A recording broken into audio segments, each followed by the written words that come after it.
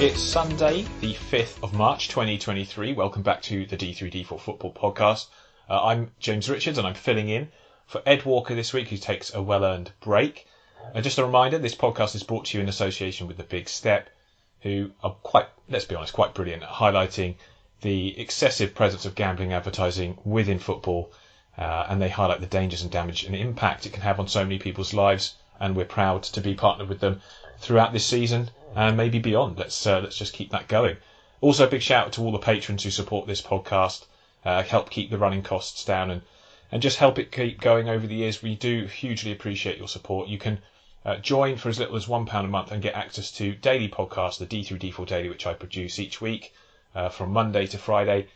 And basically, you guys can pick the topics if you want. If you're a patron, you can tell me what you want to hear, what you want to talk about, and I can do that. Usually, though, I go with some previews. I talk about the latest news that's happening in the divisions or pick a team that I think has got something interesting going on at any particular moment. So join there at patreon.com/D3D4 football.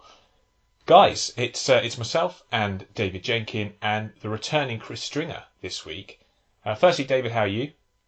Yeah, well, thanks, mate. It's good to have this nice little trio back. It's been a real while since I've been able to chat to either one of you, so hopefully it'll be a good one today. Excellent. Chris, come on, what have you been up to? Because you've been away, and as per usual, AFC Wimbledon have been rubbish since you've been gone. It's kind of like a tradition. But what have you been up to in the Antarctic tundra? Is it? Well, there's no tundra in the Antarctic, is there? It's not like the North. What have you been up to? So I've been I spent a couple of weeks camping out on Nelson Island in the South Shetland Islands, so they're sort of a small island arc just off the coast of the Antarctic Peninsula.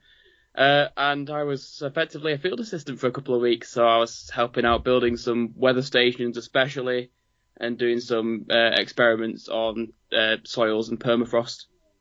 Sounds absolutely... Well, it does actually sound quite interesting, but I'm sure... Sounds well above my pay grade. It does. It sounds great. And, what's it like out there this time of year? I mean, obviously cold, but probably not as you'd expect it to be on some of the footage you see from David Attenborough. Yes, we're quite far north, so it's probably quite warm by what you think for Antarctica. It was around 0 degrees, a little bit above. Quite wet, but the wildlife there was just fantastic. All these different kinds of seals, penguins, all sorts. It was fantastic. We actually had a walk over the glacier at one point to visit a penguin colony, and it was just spectacular.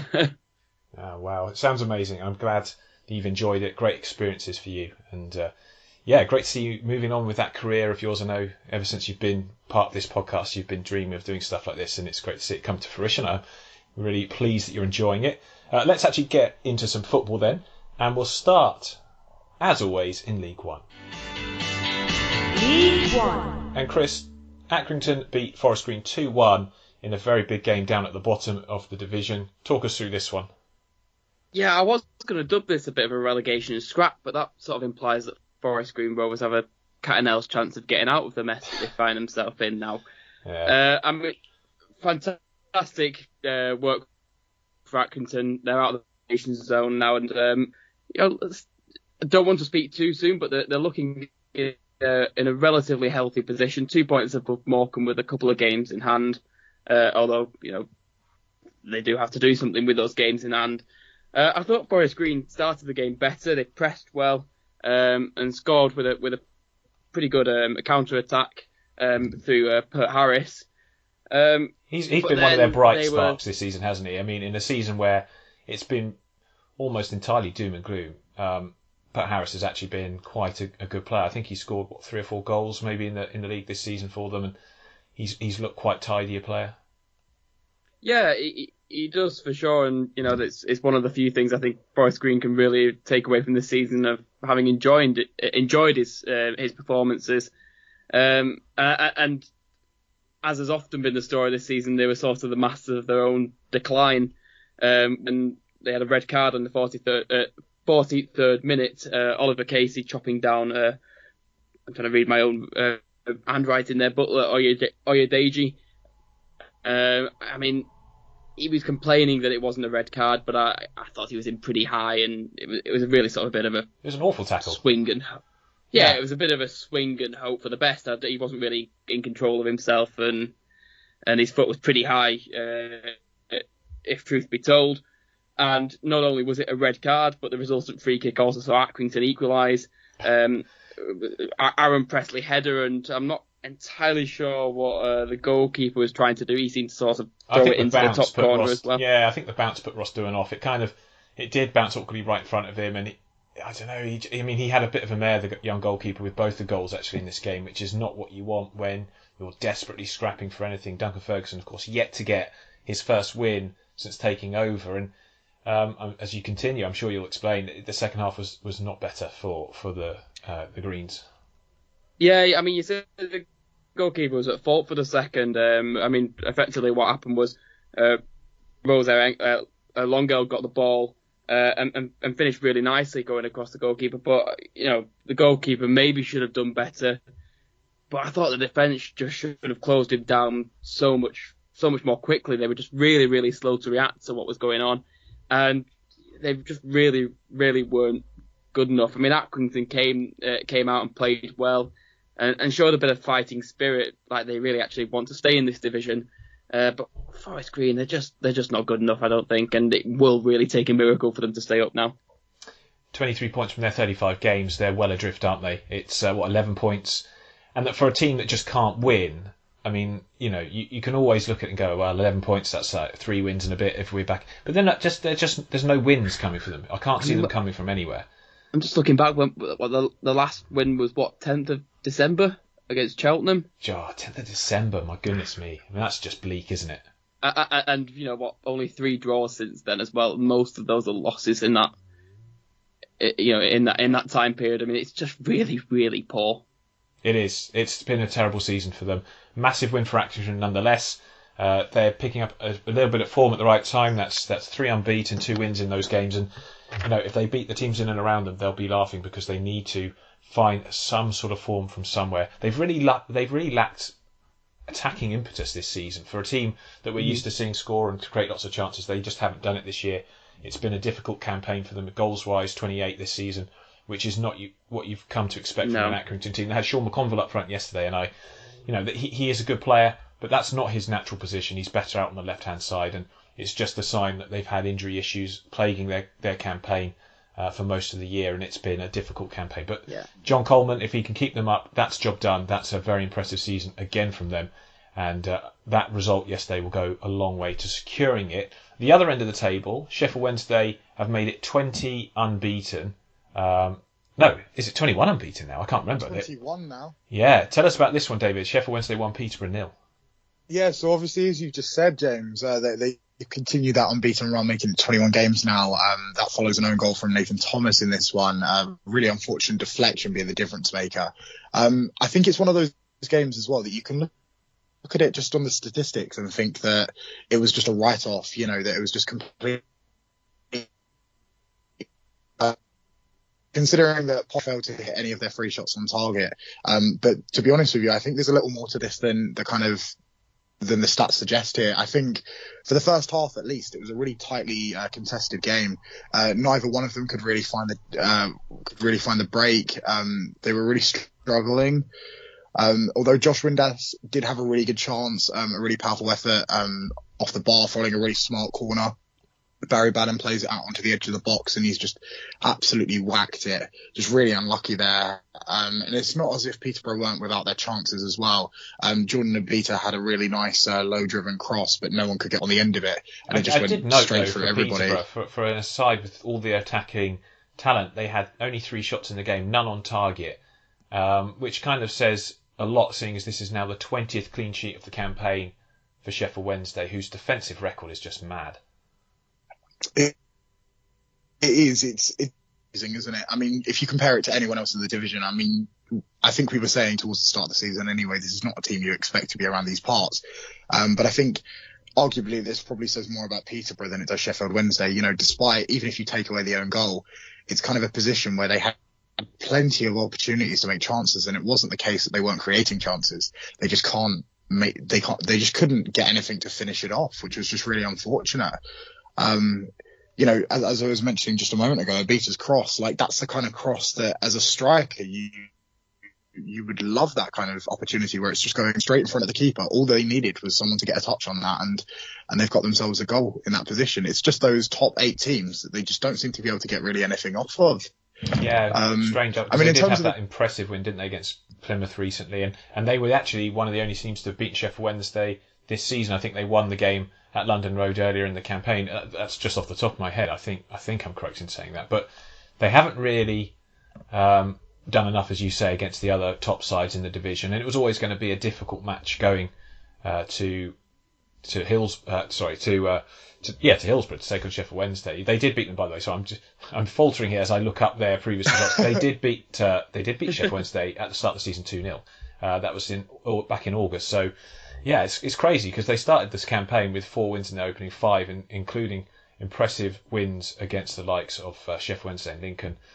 And then it's kind of the season has just been a bit inconsistent since then, and they've been unable to replicate that form against the top sides on a regular basis. Yeah, no, absolutely. I mean, it's just not really good enough, is it? I mean, from a Peterborough point of view, I think their playoff hopes are dashed now.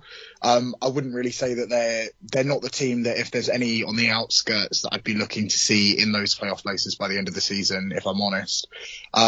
They just don't, for some reason this season, they just don't seem to have the ability to unlock those teams towards the top of the table. I mean, as you say, I think it's 6 points they've managed to take off of the top 8 altogether, with the win against Sheffield Wednesday and earlier in the season, and the win that they got against Plymouth. I think it's just the 6 points off of those teams up there. And if you want to be in those playoff places, you've got to be a bit more competitive than just 6 points across the season against the top 8, really. Clearly things are going to have to improve coming into next season. If they've got, and even this season, if they've got any kind of chance of pushing for it. But I just don't see it. I feel like they've just been too inconsistent. I'd agree with that, and I think Sheffield Wednesday deserve a lot of credit as well. Barry Bannon is still just a level above League One. His passing, his vision, we've talked about him a lot, but Sheffield Wednesday will be delighted with that result. Another clean sheet on the books, and just another victory on their road to what looks like being promotion back to the Championship. But we'll have to wait and see, because their win put pressure on the other team at the top of the table, Plymouth Argyle, but with their home form now standing at 46 points from a possible 51, this game against Charlton never seemed in doubt. Plymouth winning 2-0. The scores were level at half-time. A moment of controversy just before the break. Michael Hector appeared to block Ryan Hardy's goal-bound effort with his hand. Big appeals, but however the referee was unmoved. But Hardy didn't have to wait too long. His revenge was complete just 9 seconds into the second half. The striker netted his 12th league goal of the season, 16 in all competitions, when he closed down defender Luca Ness, and the cheekiest of dink finishes over the Charlton goalkeeper. I absolutely love some of Ryan Hardy's finishing this season. At the same time, I absolutely hate some of his finishing. He's kind of this striker who I feel should already be on 20 league goals, because he's missed some gilt-edged opportunities throughout the campaign.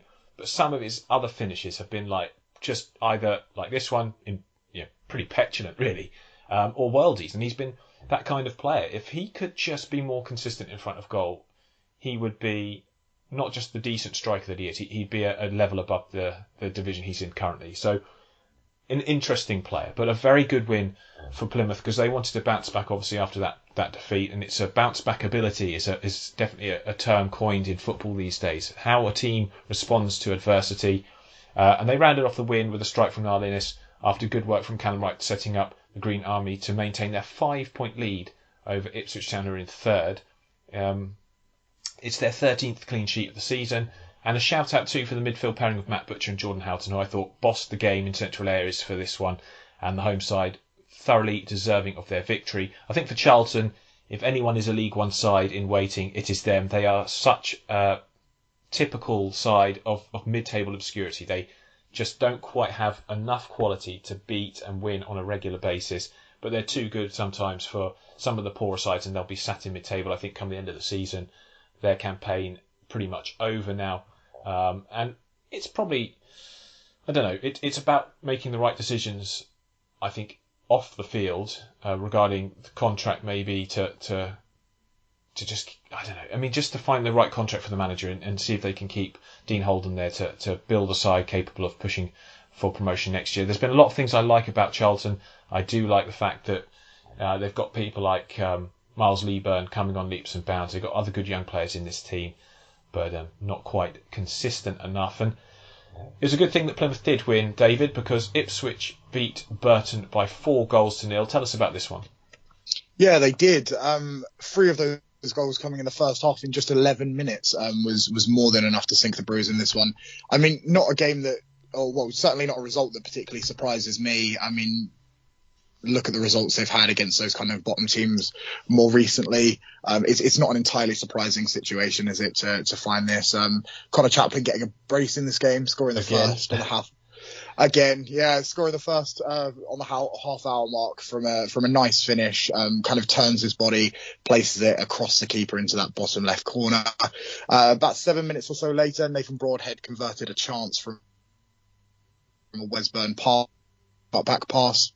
And then Freddie Ladapo made it 3 in 11 minutes to round off the first half following Connor Chaplin's pass. So not only did he get 2 goals in this one, but an assist as well. His form at the moment is just wild. I'm pretty sure he's had 6 games this season where he scored 2 goals, like 6 braces, which is pretty impressive, I think. It's a pretty crazy statistic when you put it like that, isn't it? Yeah, I'm taking this off memory because I think that's what one of the commentators mentioned on the highlight show. I actually haven't confirmed that, which is probably why Ed is better at hosting this podcast than I am. But, regardless, as someone who watches a lot of League One football, Connor Chaplin has been one of their best players this season, no doubt about it. And his performance, like you were saying in this one, David, I'll let you continue, but it was excellent. It really was, and of course it got better for him in the second half as he finished off that 4th one right on the hour mark. As Leif Davis's pass found him, he takes a strike and it's deflected into the goal. Probably a bit unlucky on Burton's behalf, but to be fair, they've not particularly done themselves any favours in this game. I'll be honest, James. Like the defending for some of the goals was absolutely woeful. Like Freddie Ladapo's goal, Connor Chaplin's pass, very clever pass, but it's just completely, Ladapo's just run between the 2 centre-backs and the pass has come through, splitting. And, like, they look like they've never defended in their lives. Like, there's no one marking him, no one ready. Like, there's just a real lack of urgency for me for that Burton back line. And it's not a game that you necessarily find worrying, but I think it's moments like that where maybe the scoreline shouldn't be what it is if they were a little bit more proactive in some respects. There's a reason they've conceded 62 goals this season. And you can see it in games against the better teams. And even actually when they tried to play that high line in the games against Shrewsbury Town and Morecambe. But yeah, I think Ed actually went to this one and I applaud him for going because I'm sure it's a great ground to go to at the moment with the fan base that they've got. But it was always going to be a bit of a free hit for Burton, wasn't it? That we didn't really expect them to get much out of it. No, I'd have to agree. Ipswich have been on really good form recently and Burton just, haven't. They've obviously had their opportunities and they're kind of doing just enough to be able to stay afloat outside that relegation zone. But barring that, it's never going to be a surprise, is it? If there was one game you were going to put your money on this week, it would be this one.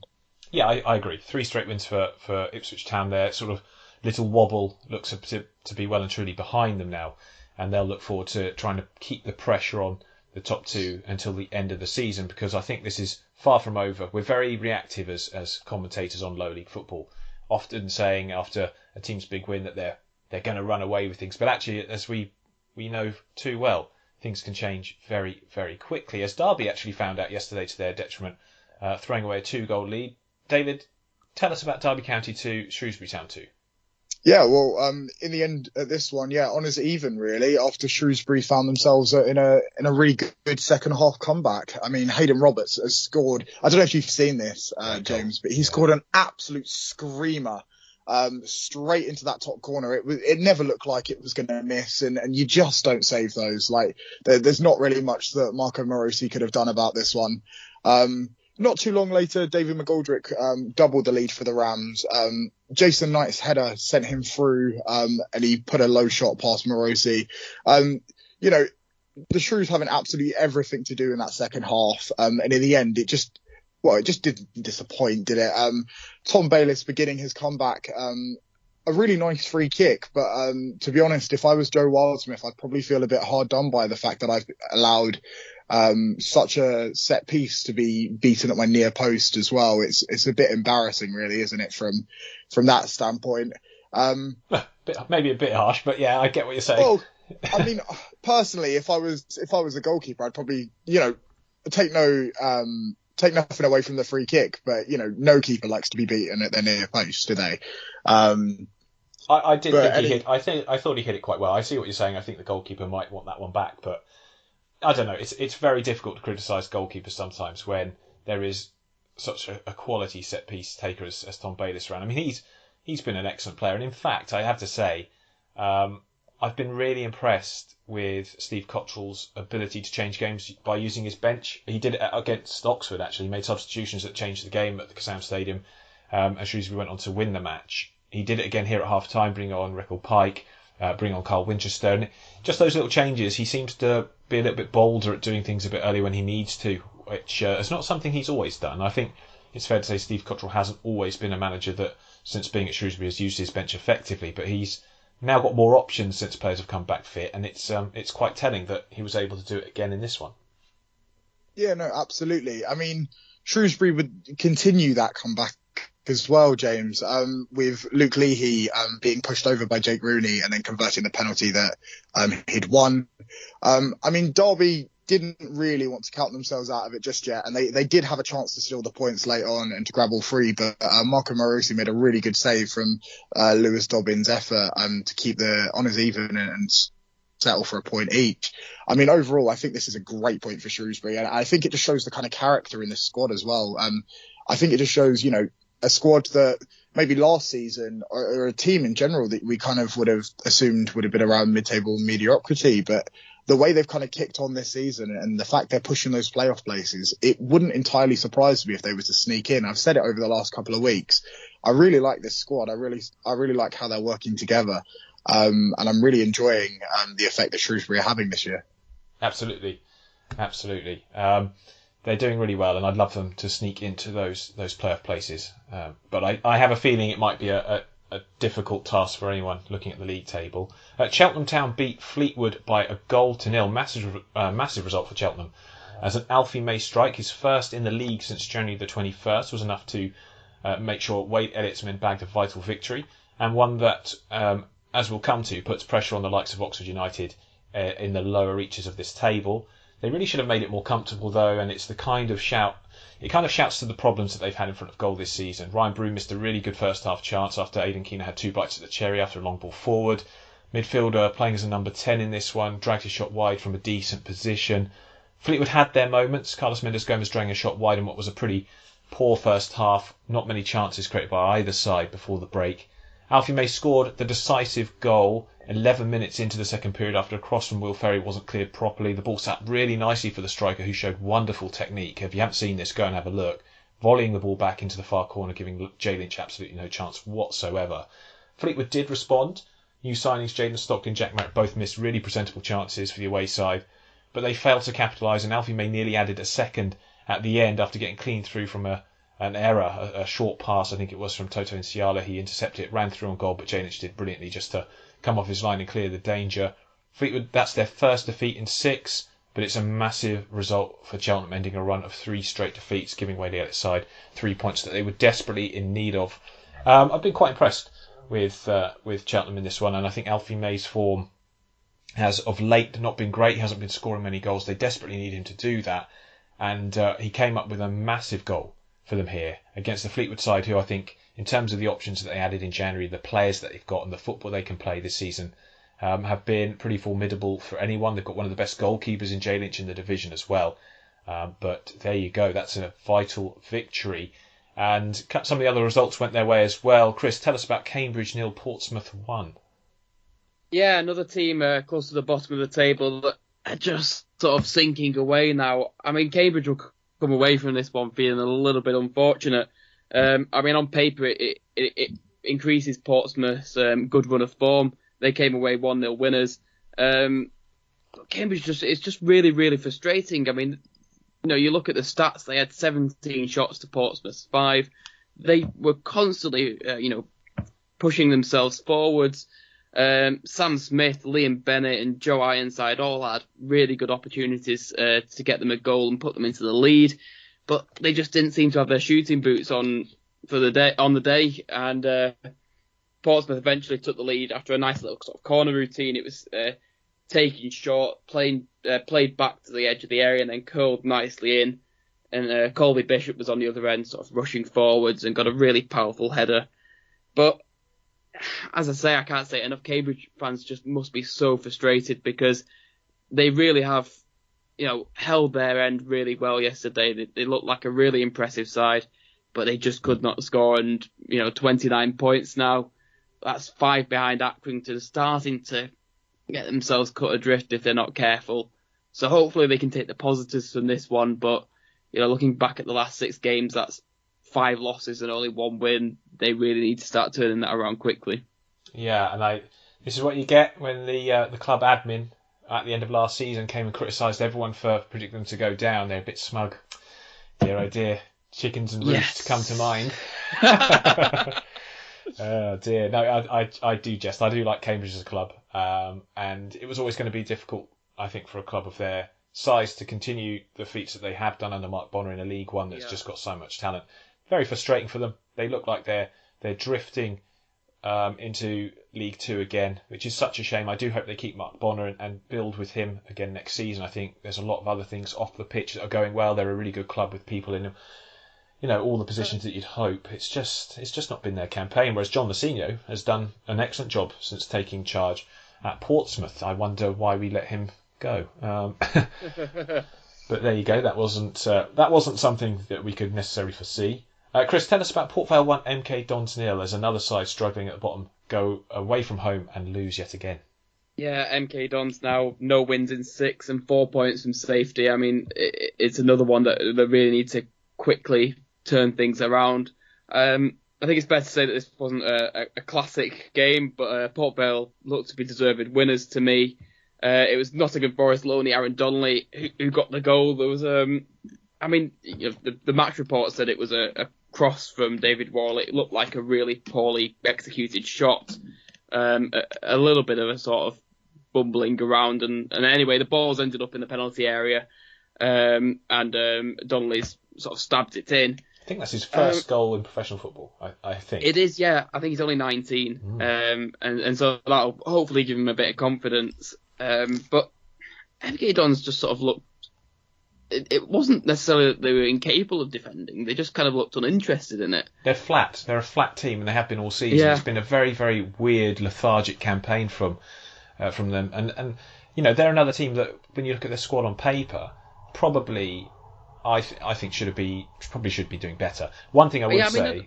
They're not world beaters on paper, but they certainly look like they could have a good go at mid-table or a top-half finish with the squad they've got. And they just looked very, very poor yesterday. I mean, Port Vale didn't look good, but they were comfortably the better side. I agree, yeah, they were. I mean, there was only 3 shots on target in the game in total. Only one of those were for MK Dons, who were very, very fortunate to have 11 men on the field at the end of the game. Zach Jules will get, I'm sure, punished for his elbow. I suspect so. Yeah, I mean, it was an absolutely stupid reaction to do on a... I can't remember which Port Vale player it was, but, with video reviews taking place and getting people like Lewis Montsma, and I think there was a Bolton player, wasn't there, who's now gone to play abroad for St Pauli. What's his name? We think...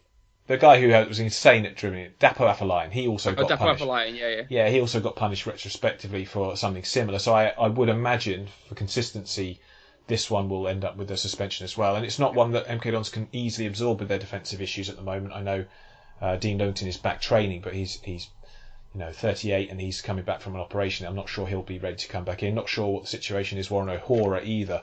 But they don't have... And Anthony Stewart's out as well, the player that they signed in January. He's not played for the club yet.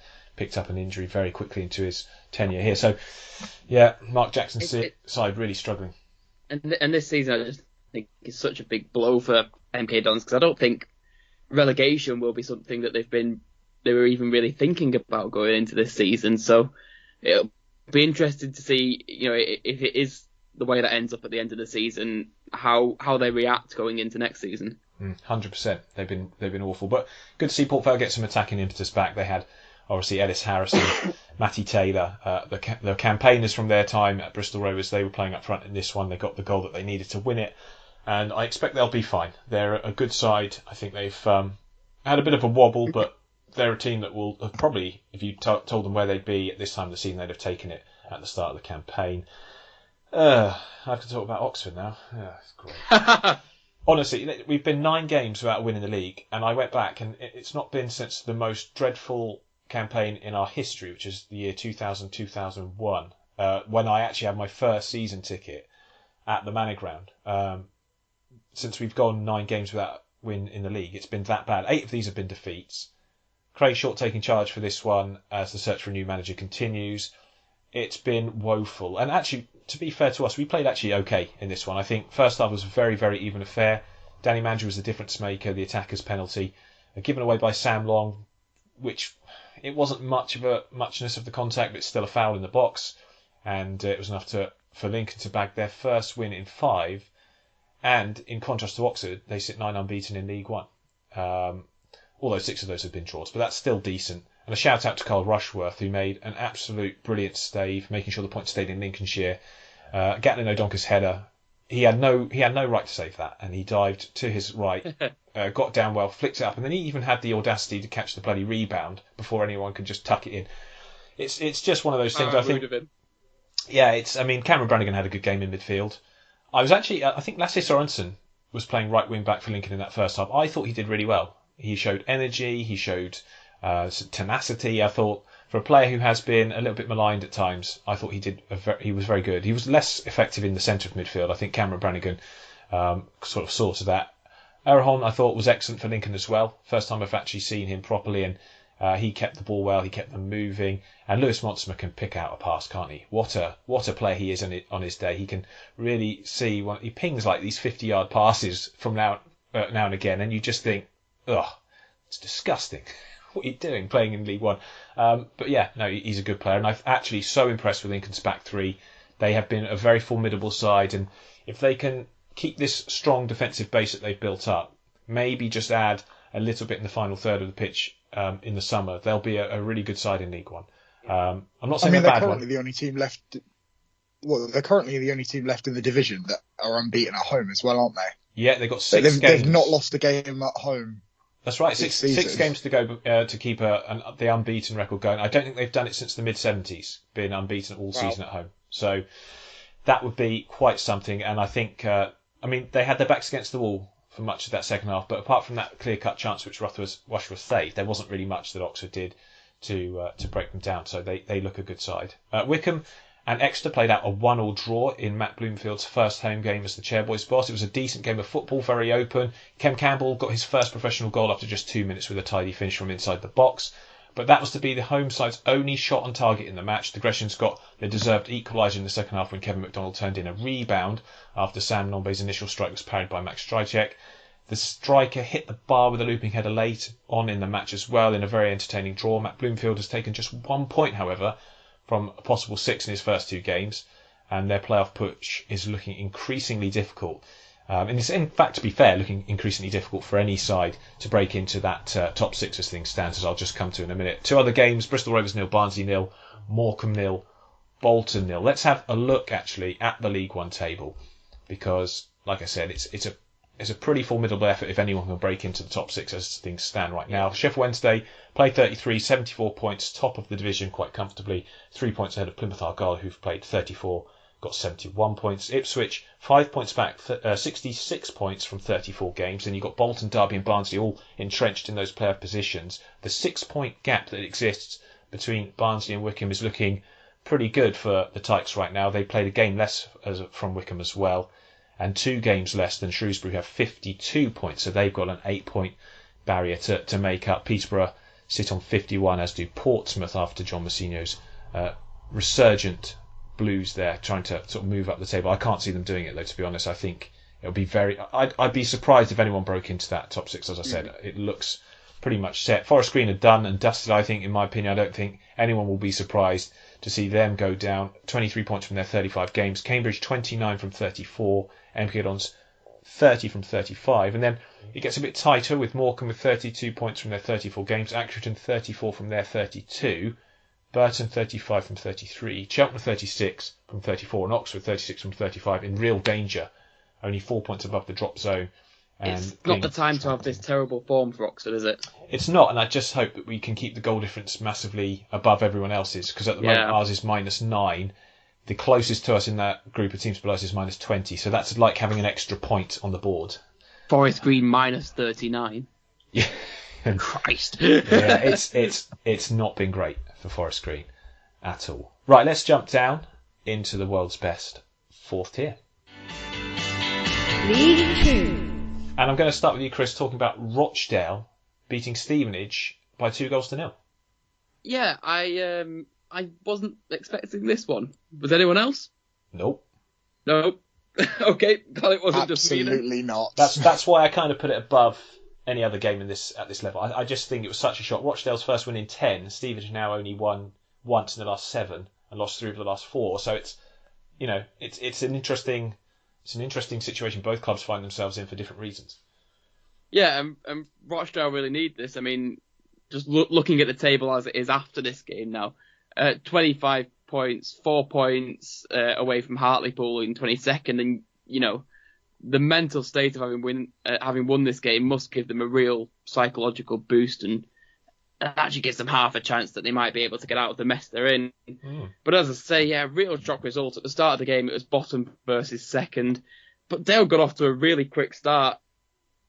It was Odo that was the really impressive player yesterday. I agree. I think he's a really impressive player for them generally. He looks quite exciting. Yeah, I really like him, and he was really quite in control in that sort of midfield going into attack. He looked really, really impressive, and got a really nice through ball to Devante Rodney 7 minutes in. It was actually a really fast paced move, and he managed to tap it home. I've got here in my notes, fast and fluid move, which I don't think we've said about Rochdale all season. No. And Otto just continued to cause trouble for Burr, and eventually passed through to Briley, who squared it to Danny Lloyd in the 22nd minute, who, he doesn't miss when he's that close to goal. It was a really quite simple finish for him. Good to see him scoring as well after the last sort of year he's had with injury and stuff. It's great to see him. He's had a nightmare. He's had a really bad time of it. And Steve Evans, absolutely furious. Made 2 first half substitutions, I think 33 minutes in. And Dale were sort of, they were really forced back. Just to sort of put it into context, Stevenage had 28 shots in this game. Although only 4 on target, mind, but 28 shots. They were really forcing the issue to Rochdale, but they stood strong. They didn't look, I wouldn't say they looked like a great defensive outfit, but they looked like they had a bit of fight about them. I do like that back throw. Toby Malarkey has been really good for Altrincham in the conference this season, and the step up from him doesn't seem to have been too big. Ethan Ebanks-Landell is always a decent player. I think was always going to be an important player for them, and I think in Max Taylor they've got quite a promising young player. That back three on paper is not too bad, and it's good to see them actually come out and do their job, and obviously with an experienced stopper like O'Donnell behind them, I feel they've deserved that clean sheet. You say O'Donnell, he was spectacular yesterday. I think he's come away as man of the match, and it's so well deserved. He pulled off some really, really important saves. This must just give so much confidence to Rochdale. They just fought so well. It wasn't Stevenage's best performance by a long shot, but Rochdale were asked questions of and have come away really quite deserved winners. Absolutely. Stevenage really looking over their shoulders now. Like I said, they've lost 3 of the last 4 games, and that's something that we'll have to wait and see how that transpires, because there's a lot of teams in that position behind them winning games. It's very tight. David, talk us through Carlisle 2, Grimsby Town 0. Yeah, big game for both teams here, really. Obviously for Grimsby, coming off the back of that absolutely monstrous 2-1 win in the FA Cup against Southampton to put themselves through to, I believe it's the quarter-finals. Yeah. But really unlucky for them, coming back down to reality here in League 2 against Carlisle. a team that obviously, we've given good praise for this season. One that has been really good throughout the season so far. And obviously capitalising here on I suppose I'd argue one of the most surprising results of the season, with that Rochdale and Stevenage game that we've just been talking about. I mean, George Lloyd forced a fine save early on from Thomas Holy. And Otis Khan got a couple of chances in this one. He hit a cold effort, which went fractionally wide. But then we had 2 goals in 8 minutes in the end that would sink them, unfortunately, for Grimsby Town. It was on loan Leeds midfielder Alfie McCowan who curled in for a second goal in 3 games, on really good form at the moment. Great finish as well, I thought. Yeah, really nice finish. Yeah, he caught Alex Hunt in possession and managed to win that ball back and finish it off. And Jordan Gibson, he scored his first league goal since last October. Wow. Can you believe it? And his third of this particular campaign, with a really nice low drive beyond Max Crocom's reach. I mean, Grimsby, I think they played pretty well in this game, to be fair. Just, when you've got a team like Carlisle, the form they're on at the moment and how well they're playing overall, the fact that they're pushing into those automatics now, it doesn't entirely surprise me. But it's I don't think this is a game that Grimsby will hold their season chances on. But definitely a really good 3 points for Carlisle and really good to capitalise on that Stevenage loss. 3 straight wins for the Cumbrians. Great to see. Owen Moxon with 12 assists this season. I think it's only Elliot Watt at Salford has more than him with 14. So he's doing really well from midfield for the Cumbrians.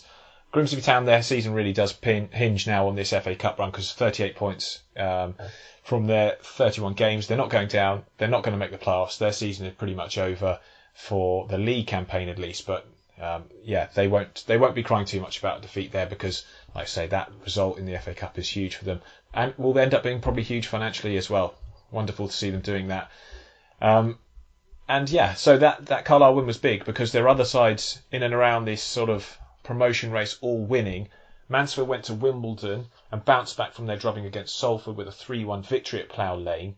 The Stags have scored the second most goals in League Two, but also have conceded a worrying 45, which is the joint 5th worst defensive record in the 4th tier. So you can see why they're not perhaps a little bit higher up and pushing for those automatics a little. I mean, they are in the automatic promotion race, no doubt about it, but they could be so much better if they hadn't conceded so many goals. They were behind in this one when Ali Al-Hamadi netted his 5th goal in the last 4 matches for the Dons. The 20-year-old has been in great form despite his side struggles. His run and shot somehow squirmed under Scott Flinders at the near post to give Wimbledon the lead. Riley Harbottle equalised just 5 minutes later, poking home a low Stephen Quinn cross from the left-hand side. An important goal, I felt, because it gave Nigel Clough's men a real boost after falling behind. That was only a 5-minute gap between the 2 goals, so they got themselves back in it quickly. Danny Johnson scored his 16th goal of the season, but his first for Mansfield Town in the 66th minute to give the away side the lead. The striker was put through on goal in what seemed... And his finish, I don't know if you guys saw this, it was like slow motion. I don't think he even hit it properly, but it kind of went past Zanev and then just dribbled all the way over the line, and that away end was sort of sucking the ball into the back of the net. And it's quite incredible, because I think Danny Johnson coming back and being given an opportunity is something that they probably were thinking about while watching him at Walsall scoring all those goals. It's kind of ruined Walsall's season, but I actually think Mansfield have been pretty clever about this move, despite the impact it's had on the Saddlers. Sort of stopping a rival in their promotion race at the time from getting a key player or keeping a key player, and it's put themselves in the driving seat. Davis Keeler-Dunn then sealed the deal 11 minutes later. A long punt upfield from Scott Flinders had the Dons' defence in 6s and 7s. A brilliant first touch from Keeler-Dunn opened up the space for him to brilliantly finish from the edge of the box, and the away end erupted. The win keeps Mansfield in the hunt for the top 3, even though they're currently 8th on goal difference, but they are just 5 points behind Stevenage, just to highlight how close things are at the top of the table. Nigel Clough very pleased with that result, and it needed to be, because Northampton beat Crawley Town 1-0. David, tell us about this one. Yeah, I mean, two big moments of this game, really, wasn't it? Jack Salop scoring a really nice winner as Northampton Town had gone down to 10 men. Yeah, the red card. Let's talk about that because if I'm honest, I've watched the highlights and I've watched it on repeat over and over and over again, and I'm still not sure what happened in order for the red card to be given. Like, I'm still considering. Do you know what I mean? I've looked at every possibility of what could have happened, whether he's touched his bum, whether he's just grabbed him. Like, the fact he goes down and holds his head, but his hands are behind him. I'll be honest, James. The whole confusing to me, and I'd love to have been a fly on the side of the pitch when that referee was talking to the linesman in that position. Because I just the side of the pitch. That's a new one to me. It can't be a fly on the side of the wall, can it? It's got to be on the hoardings. But either way, I'm very confused. So if there's anyone out there that could give me sort of like a definitive a bit more of an elaboration, because I'm, having watched it over and over again, I thought I'd see something different at some point, but I just don't see it, to be honest. I mean, this game in general was the story of a team that were very dominant against a team that, frankly, have just been crap all season. It's just say it how it is, really. Probably had one shot on target, missing. They did, and Northampton missing some really gilt-edged chances as well, so kind of became their own worst enemies here, really. Mitch Pinnock shooting straight at Corey Adai, and was left all alone in the penalty box. Louis Apire failed to get a shot away after he went through on goal as well. Really dominant, but I imagine probably a pretty frustrating half from Northampton Town in that first one. With Corey Adai denying Sam Hoskins and John Guthrie as well. It's just, I think this is just the story of a every so often in the season, you get those games that are just a real slugfest.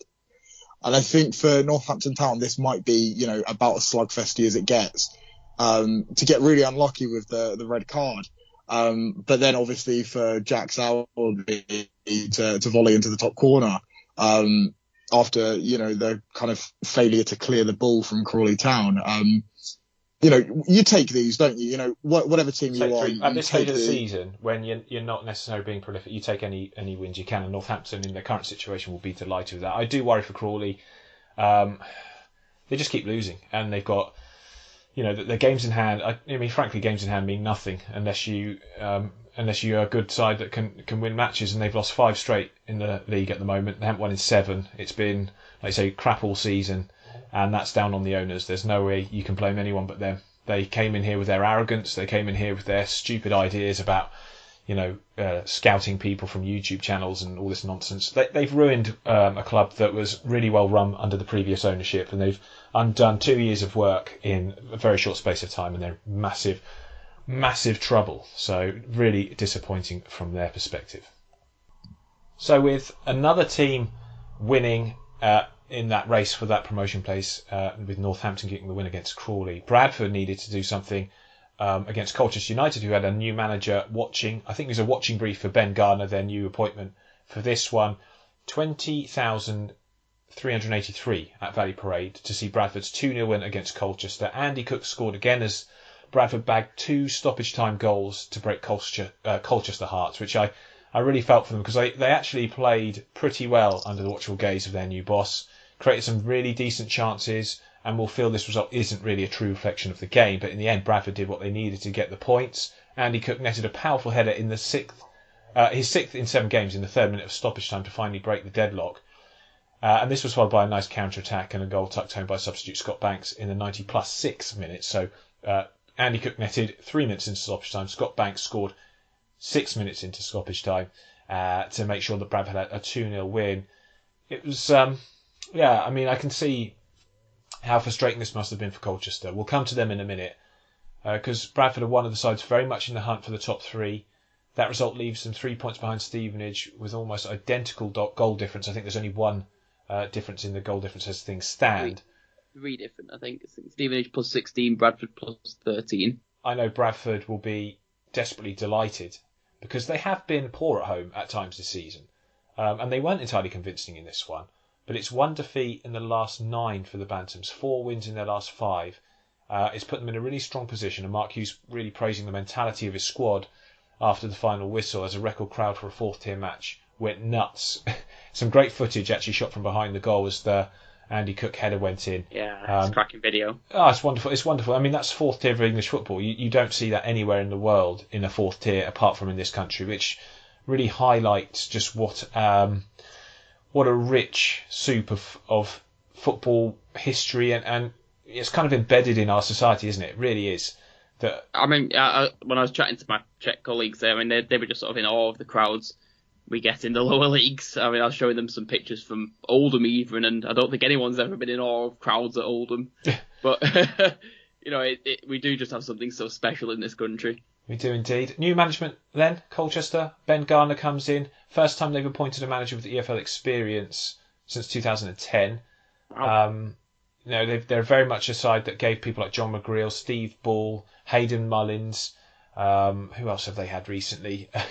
They've had a lot of managers. Matt Bloomfield himself. Matt Bloomfield, of course. Yeah, that was his first one as well, yeah. So what do you think of this? Ben Garner, I really do think this is a good appointment, because they've kind of got the players who are technically gifted that will suit a Ben Garner's style of football. Yeah. And he's actually, when he's got a bit of pedigree. Yeah, I mean, he had I don't think you can really judge him for what he did at either Charlton or Bristol Rovers, to be fair, due to the things that were happening off the field at the time. I don't think he was fully backed at Charlton, even though they were looking like a side that were no worse than they are now when he was there. Yeah. So I don't really think he got a fair crack of the whip at the Valley. But certainly at Swindon, when he came in and turned their season around very, very quickly in difficult circumstances, he had that really difficult summer where they had to employ as many players as they could very quickly. He then put them in, galvanised them into a free-flowing attacking team with Harry McCurdy sort of the focal point of that side. I think it's fair to say that they were struggling to keep the best players as well. Some of the really good loan players they had under his tenure had to go back, just a sign of the development that he got out of them. What do you guys think then of Ben Garner? Start with you, Chris. I think that's a good appointment, personally. Yeah, I agree with you. As I say, he's got a bit of pedigree about him, and Colchester are one of those sides that like to bring through technical players. So I think he's as good appointment as any. And as you say, it's the first one with EFL experience in a long, long time. So it suggests to me that they're taking it seriously down there, and just hopefully they can have a less disastrous season next year. Yeah, well, David, I think we all agree that they have one of the best January transfer windows, certainly at this level. Gillingham probably the only other side that could hold a light to it. And maybe it is a sign that they've gone for Ben Garner, that their hierarchy understand the mistakes of the past and where they need to go to move this club forward permanently now, because they've been languishing in the lower reaches of this division for a couple of seasons, really since John McGreal left. And it feels like they've suddenly, just in the last few months, like a light bulb's gone in their head as to how they need to run things to get more success. Absolutely. I mean, if I'm honest, James, this appointment screams this season is over. And it screams to me that they're ready for the preparations for next season. Like, if you mix January and ourselves up, this is very much a kind of, okay, let's just keep ourselves in the division this year and let's go for a push based on the signings we've made in January. Garner, as we've seen, is somebody who's able to get, he's got a proven track record of being able to get teams into those playoff places and really change teams. And I think given the signings and the additions that they made in January, this screams of something for me. It's kind of like, okay, let's just make sure that we kind of settle ourselves down this year and keep ourselves in the preparation, whereas we can now move to next season and give it a bit more of a go to push ourselves higher up the table and more into the places that we kind of will want to be in. Yeah, and Jackie Payne will certainly be buying a house in Essex, I expect, knowing his record of following Ben Garner around from Swindon to Cheltenham. Then I wouldn't be surprised to see him head to Colchester either. I mean, very interesting appointment. And again, they played quite well against Bradford, quite unlucky in that first half. Gave, as Mark Hughes said himself, a lot of anxiety moments to the Bantams, but the Bantams coming out in the end in great fashion. Always great to score goals in the last minute. I still actually remember, it's funny, Oxford were in the National League, we were playing St Albans and we were 1-0 up. And they scored an equaliser, and we almost immediately in stoppage time went down the other end, and we had a fat guy called Matt Day playing for us. I'm sorry, Matt, if he's listening. He was quite fat. And he scored a stonking finish. And he had this habit of doing it, Matty Day, to score a stonking finish to get the 2-1 win. And I always remember that as being a great a great victory, even though it's against St Albans. It's funny how these things stick in your mind, and this will, for the Bradford fans that were there, stay long in the memory, I'm sure. Chris, Salford City, another side in the promotion race. They beat Newport 3-1. Tell us about this one. Yeah, I mean, Graham Coughlin sort of criticised this side's defensive performance in this one, but actually I think that slightly undersells Salford's attacking prowess in this one. They looked really quite good. 22 shots in total. They were really going for it, but it was actually Newport who took the lead first. Salford put it sharper, creating plenty of chances, but a nice move to play Charsley through on goal, and he sort of thumped it pretty convincingly. But on half time, Salford brought things level. I mean, it's kind of a scramble, kind of a shoddy defensive cock-up. But the ball was bouncing about, and Hendry came through and just said, let's have this done with, and put it into the back of the net. And then almost straight from kickoff in the second half, McElhaney gave Salford the lead. McElhaney, when he gets going with the ball, he's quick, and Newport's defence just couldn't really keep up with him, and he managed to give them the lead. And then going into the last few minutes of the game, 94th minute, Matt Smith does what Matt Smith does very well.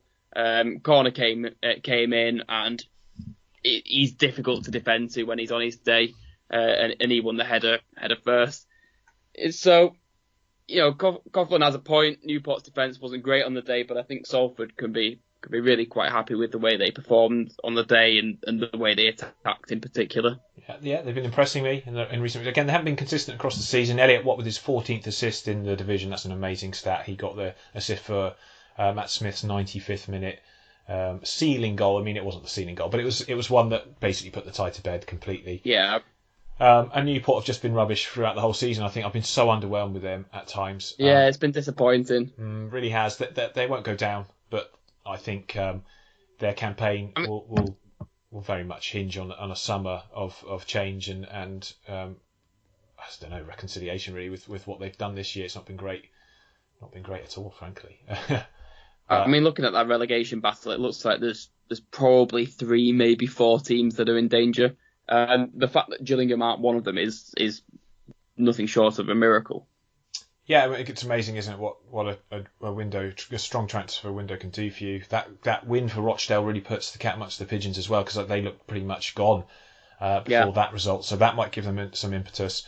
Hartlepool, we haven't been impressed with, though. John Askey seems to be making a good fist of things, drawing his first 2 games in charge. Harrogate are always going to struggle at this level, and Crawley have been shooting themselves. If they had more feet, they'd be shooting themselves in all of them, because they are really just a highlight of how bad ownership can change a club very, very quickly from a solid team. It's so sad what's happened. Yeah. We were all saying it as soon as it happened. This is going to end in tears.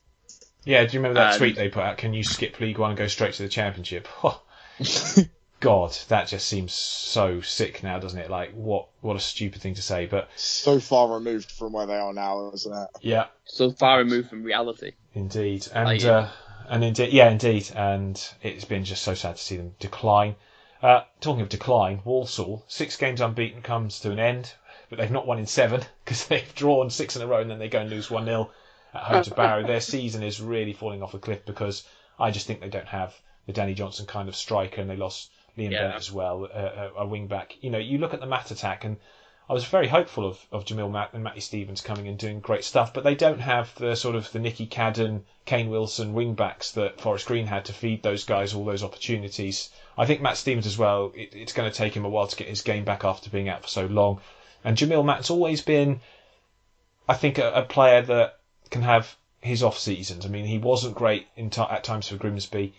He was good, I think, for Newport. Very good, of course, for Forest Green, but they quickly let him go this season. They're quite happy to see him go. So whether Mike Flynn can get the best out of him or not, but he hasn't started too well. Ben Whitfield bagging his 11th assist of the season to set up Billy Waters for the winner in this one, the 9th goal for Waters for the Bluebirds in all competitions, leaving Barrow very much still in the playoff hunt themselves, and Pete Wild continues to do great work.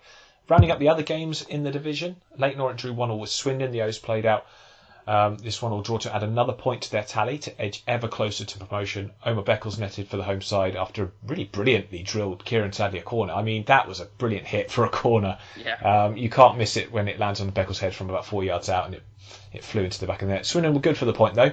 Bagged their leveller through Jacob Wakeling, his 7th of the season, to get a 1-1 draw. Tranmere drew 1-1 with Hartlepool. Bit of a shout out to Harry, who is feeling under the weather. Harry, I completely can feel for you, mate. I've had COVID recently, and then I had this sickness bug where, honestly, when vomit is coming out of your nose, you know you're not well. That's all I'll say. So I can completely understand why you've chosen not to come on the pod this weekend, feeling under the weather. Get well soon, mate. A 1-1 draw with Hartlepool, though, I don't think will do much to raise his spirits. Callum Cook scoring just before half-time to give Paul the lead. Dan Kent with the assist. He's been an excellent player since joining the club. I think he looks like a player that, if they can keep, will be masterful. He might be key, and actually the only chance they have of staying up as well. Josh Hawkes, though, equalising from the spot for Tranmere, who look like very much a mid-table side as this season pitters out to an end. Sutton drew 1-1 with Crewe. Kobe Rose scoring a 93rd minute equaliser after Dan Ajayi had scored in the first half to give Crewe the lead. Crewe have now conceded late goals in 3 of their last 6 games, and actually 20% of all the goals Crewe have conceded this season have come in the 81st minute or later. They are, however, 6 unbeaten, having drawn the last 4 straight. Sutton are now unbeaten in 7, having lost just one of their last 12 matches in League 2, and another side, as we keep saying, very much in this playoff race. Stockport 0, Doncaster 0, Harrogate 0, Gillingham 0 were the other 2 results in the division this weekend. As we jump now to have a look at the League 2 table, as I say, it's very open. Leyton Orient obviously 72 points from their 35 games. They're miles ahead of the pack. They really are there, basically a promoted side in waiting. Carlisle, though, 61 points from 34, 1 ahead of Stevenage, who have 60 from 33, and then Northampton 59 from 34, Bradford 57 from 33, Salford 56 from 35, and Stockport 55 from 34, Mansfield 55 from 33. This is a very tight race for the last automatic place, and indeed the playoffs. You know, you've got Sutton and Barrow on 51 points, chasing the pack to try and get into that top 7. And any of those sides, I think, from Mansfield up at the moment, will be eyeing a promotion via automatics. It's just so exciting. It's wonderful to see, and this is something that this division always gives us. At the bottom, like Chris said, I think it is between the 4 teams. Rochdale 25 points from their 35 games, right back amongst the pack after being cut adrift recently. Crawley 26 from 32. They have games in hand, but they're not looking like a side with much confidence, even with their Scott Lindsay as their new manager. I just think everything that's gone against them this season would be a miracle if they stay up. I wouldn't wish ill on anyone, but these owners have kind of been asking for it, and the sheer arrogance that they showed when they took this club over, and the contempt towards the fans in many of their decisions since then, has come home to roost.